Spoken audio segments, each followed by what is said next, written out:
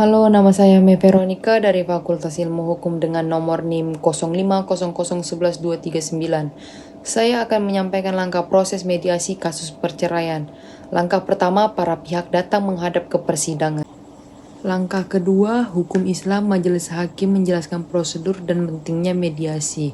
Di tahap ini, Majelis Hakim akan menjelaskan bahwa mediasi adalah tahapan yang imperatif, wajib berdasarkan peraturan Mahkamah Agung Perma nomor 1 tahun 2016. Jika tahap ini dilewati, putusan ini bisa batal demi hukum. Di sini hakim akan menjelaskan bahwa mediasi adalah kesempatan bagi suami istri untuk berbicara secara kekeluargaan, mencari solusi terbaik, dan jika memungkinkan menyelamatkan rumah tangga tanpa intervensi putusan hakim yang kaku. Hakim biasanya menekankan bahwa mediasi bersifat lebih tertutup, privasi terjaga, lebih cepat dan biayanya lebih ringan dibandingkan terus melanjutkan persidangan yang panjang. Setelah memberi penjelasan, hakim akan memberi kesempatan kepada para pihak untuk memilih mediator yang tersedia di daftar pengadilan atau mediator swasta pilihan mereka. Tahapan ini bertujuan agar kedua belah pihak memiliki niat baik, good fight, sebelum benar-benar masuk ke ruang mediasi. Langkah ketiga, para pihak memilih mediator atau menyerahkan kepada majelis hakim untuk menentukan mediator. Ini adalah tahapan saat para pihak menentukan siapa yang akan menjadi penengah dalam mediasi mereka. Nanti setelah menjelaskan pentingnya mediasi, majelis hakim akan memberikan waktu kepada penggugat dan tergugat untuk berdiskusi dan memilih mediator yang mereka percayai.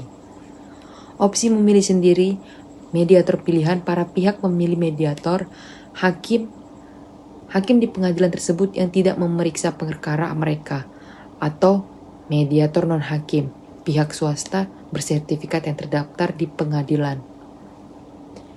Jika memilih mediator non-hakim atau swasta, biaya mediasi ditanggung oleh para pihak berdasarkan kesepakatan. Opsi menyerahkan kepada hakim, penunjukan jika para pihak tidak bisa sepakat memilih satu nama atau mereka menyatakan tidak tahu siapa yang harus dipilih, maka mereka dapat menyerahkan keputusan tersebut kepada majelis hakim. Ketua majelis hakim kemudian akan menunjuk salah satu hakim atau tenaga ahli bersertifikat yang tersedia di pengadilan tersebut untuk menjadi mediator secara gratis menggunakan mediator hakim pengadilan. Dan setelah nama terpilih atau ditentukan, majelis hakim akan mengeluarkan penetapan tertulis mengenai penunjukan mediator tersebut dan menetapkan jadwal dimulainya proses mediasi. Singkatnya, prioritas utama diberikan kepada kesepakatan para pihak. Jika buntu, barulah hakim yang mengambil ahli untuk menentukan. Langkah keempat, mediator resmi ditunjuk. Mediator yang ditunjuk segera menetapkan jadwal mediasi. Mediator menerima salinan penetapan dari majelis hakim yang menyatakan bahwa dirinya telah ditunjuk untuk memimpin proses mediasi kasus tersebut. Mediator segera menghubungi kedua belah pihak atau kuasa hukumnya untuk menyepakati hari, tanggal, dan jam pertemuan pertama. Mediator biasanya akan mempertimbangkan ketersediaan waktu dari semua pihak. Mediasi dapat berjalan aktif. Penetapan hari pertama, berdasarkan koordinasi tersebut, mediator menetapkan jadwal pertemuan pertama menurut aturan Perma nomor 1 tahun 2016. Proses mediasi ini berlangsung paling lama 30 hari kerja sejak penetapan mediator. Namun, jadwal pertemuan awal harus dilakukan sesegera mungkin. Pemanggilan para pihak, mediator melalui bantuan sekretariat mediasi atau staf pengadilan, memastikan para pihak mengetahui jadwal tersebut agar pihak diwajibkan hadir secara langsung tatap muka pada jadwal yang telah ditentukan. Penyusunan jadwal lanjutan, jika para pertemuan pertama diperlukan pertemuan tambahan atau kaukus, mediator akan langsung menyepakati jadwal pertemuan berikutnya bersama para pihak sebelum mengakhiri sesi tersebut. Proses ini dilakukan cepat agar kepastian hukum bagi kedua belah pihak segera terpenuhi. Langkah kelima, tahapan para pihak dalam menghadiri mediasi merupakan kewajiban hukum yang harus dijalankan dengan itikad baik. Kewajiban hadir secara langsung berdasarkan aturan para pihak, penggugat dan tergugat wajib hadir secara langsung di hadapan mediator. Kehadiran hanya boleh diwakili oleh kuasa hukum jika ada alasan sah, seperti kondisi kesehatan yang sangat tidak memungkinkan atau tugas negara yang tidak bisa ditinggalkan, dengan menunjukkan bukti yang kuat.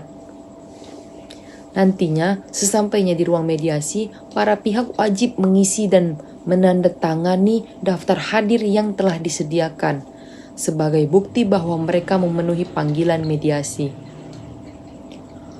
Pada awal pertemuan, para pihak wajib mendengarkan secara seksama penjelasan mediator mengenai prosedur mediasi, aturan main seperti tidak boleh memotong pembicaraan dan kerahasiaan proses, menyampaikan resum perkara.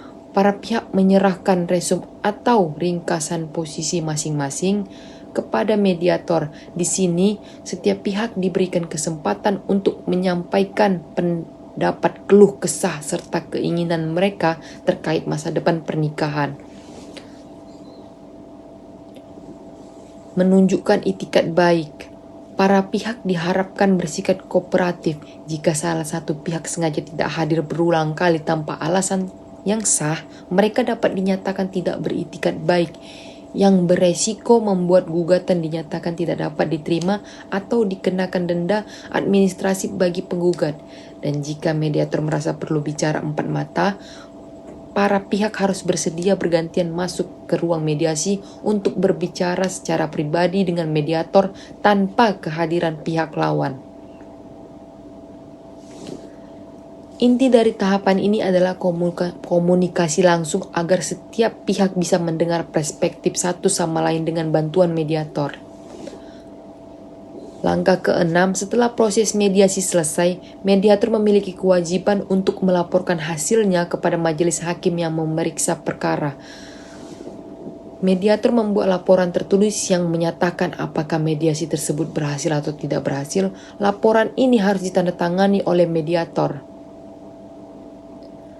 Penyampaian hasil mediasi, jika berhasil rujuk atau damai, mediator melaporkan bahwa para pihak mencapai kesepakatan untuk damai. Dan jika mereka sepakat bercerai, namun damai soal konsekuensinya seperti hak asuh anak, mediator melampirkan kesepakatan perdamaian yang ditandatangani para pihak dan mediator. Dan jika tidak berhasil, mediator melaporkan bahwa mediasi gagal mencapai kesepakatan, sehingga pemeriksaan perkara harus dilanjutkan ke persidangan. Jika tidak dapat dilaksanakan, misalnya karena salah satu pihak tidak pernah hadir atau tidak beritikat baik, laporan tersebut diserahkan kepada majelis hakim sebelum atau pada hari sidang yang telah ditentukan sebelumnya. Pernyataan di persidangan. Pada hari sidang yang dijadwalkan, majelis hakim akan membuka persidangan dan membacakan hasil laporan mediator tersebut di hadapan para pihak. Jika berhasil damai atau rujuk, hakim akan mengeluarkan putusan pencabutan gugatan atau putusan perdamaian, akta perdamaian. Dan jika gagal, hakim akan melanjutkan persidangan ke tahap pembacaan gugatan, jawaban dan pembuktian. Seluruh proses pelaporan ini harus secara formal agar tercatat dalam berita acara persidangan. Langkah ketujuh, jika mediasi membuahkan hasil kesepakatan, terdapat dua jalur utama yang bisa ditempuh oleh para pihak untuk mengakhiri sengketa secara resmi. Yang pertama, jalur pencabutan gugatan atau perkara. Jalur ini biasanya diambil jika para pihak memilih untuk kembali rukun dalam kasus perceraian atau menyelesaikan masalah sepenuhnya di luar pengadilan. Penyampaian keinginan. Para pihak menyatakan kepada mediator bahwa mereka ingin mengakhiri sengketa dengan mencabut gugatan. Laporan mediator. Mediator membuat laporan kepada majelis hakim bahwa mediasi berhasil dan para pihak sepakat mencabut perkara.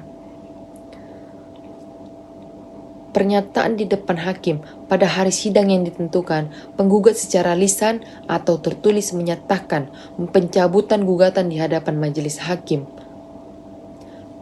Hakim akan mengeluarkan penetapan pencabutan perkara yang artinya sengketa selesai dan perkara tersebut dihapus dari register pengadilan.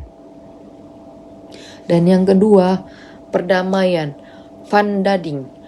Jalur ini diambil jika para pihak sepakat berdamai namun ingin kesepakatan tersebut memiliki kekuatan hukum yang tetap dan bisa dieksekusi seperti kesepakatan pembagian harta atau hak asuh anak. Penyusunan kesepakatan perdamaian. Para pihak dengan bantuan mediator menyusun draft kesepakatan tertulis yang berisi poin-poin perdamaian yang telah disetujui, dan draft tersebut ditandatangani oleh para pihak dan mediator. Laporan ke hakim, mediator menyerahkan kesepakatan tersebut kepada majelis hakim untuk diperiksa isinya, memastikan tidak melanggar hukum. Pengukuhan menjadi akta perdamaian. Majelis hakim akan membacakan kesepakatan tersebut di persidangan dan menuangkannya ke dalam putusan akta perdamaian. Dan akta perdamaian ini memiliki kekuatan yang sama dengan putusan pengadilan yang sudah berkekuatan hukum tetap inkrah. Jika salah satu pihak melanggar di kemudian hari, pihak lain bisa langsung mengajukan eksekusi ke pengadilan. Perbedaan utama pencabutan perkara, hubungan hukum kembali seperti semula seolah tidak pernah ada gugatan. Akta perdamaian, hubungan hukum diatur berdasarkan poin-poin kesepakatan baru yang bersifat mengikat dan bisa dipaksakan eksekusinya oleh pengadilan.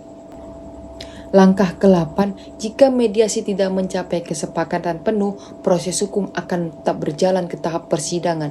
Jika mediasi tidak berhasil atau gagal total, kondisi ini terjadi jika para pihak sama sekali tidak menemukan titik temu atau salah satu pihak tidak beritikat baik. Mediator akan mengeluarkan pernyataan tertulis bahwa mediasi tidak berhasil dan menyerahkannya kepada majelis hakim. Pernyataan hakim dalam sidang terbuka, hakim akan membacakan hasil laporan tersebut dan menyatakan bahwa mediasi gagal.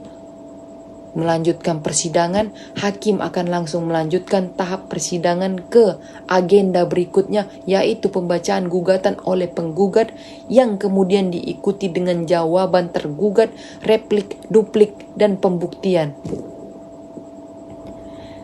Dan jika mediasi masih berhasil sebagian, kondisi ini terjadi jika para pihak sepakat pada beberapa poin namun tetap ingin melanjutkan perkara untuk poin lainnya. Misalnya, kesepakat cerai tapi tidak sepakat soal pembagian harta gono gini. Mediator akan membantu para pihak menyusun dokumen kesepakatan perdamaian sebagian. Laporan mediator. Mediator melaporkan kepada hakim poin-poin apa saja yang sudah disepakati dan poin-poin apa saja yang gagal disepakati.